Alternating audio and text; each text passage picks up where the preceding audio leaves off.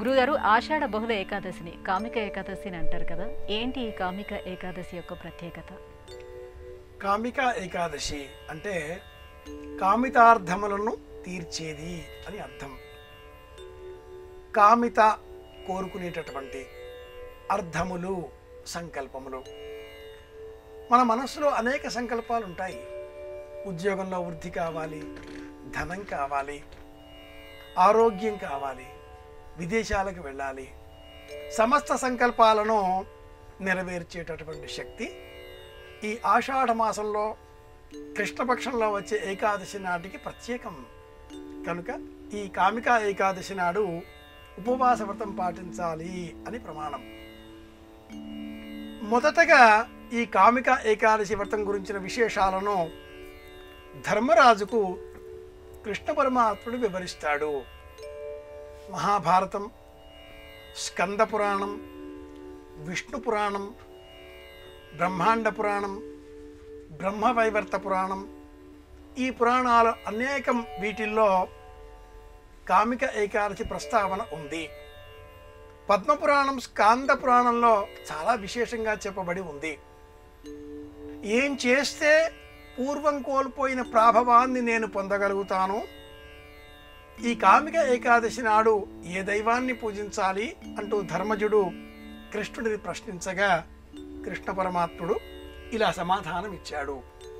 ఈ కామిక ఏకాదశి నాడు శ్రీమన్నారాయణమూర్తిని గదాధరుడు అన్న పేరిట స్మరించాలి. అలాగే సమస్త దేవతలలో ఉండేటటువంటి శక్తి, సమస్త ప్రాణులలో ఉండేటటువంటి ఉద్దీపన శక్తి రెండింటినీ మేళవించినట్లయితే ఆ స్వామి వాసుదేవుడిగా మనం కీర్తిస్తూ ఉన్నాం. అలాంటి ఆ వాసుదేవుడిని గదాధరుడిగా, సంకర్షణుడిగా, నారాయణుడిగా, శ్రీధరుడిగా ఈ ఆషాఢ మాసంలోని కృష్ణపక్ష ఏకాదశి నాడు స్మరించాలి.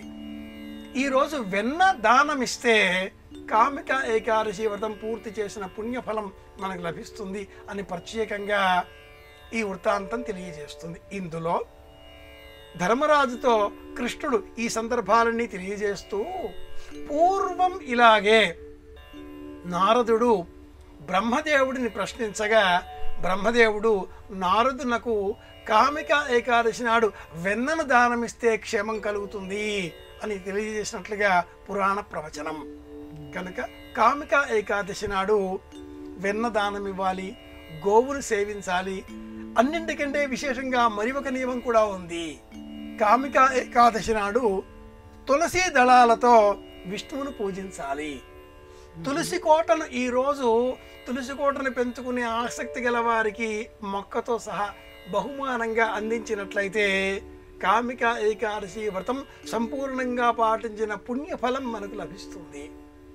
వెన్న దానం ఇవ్వడం, తులసి మొక్కను దానం చేయడం, ఈ రెండు ఈరోజు మనం పాటించవలసిన విధులు. ఇది కామిక ఏకాదశి విశేషం.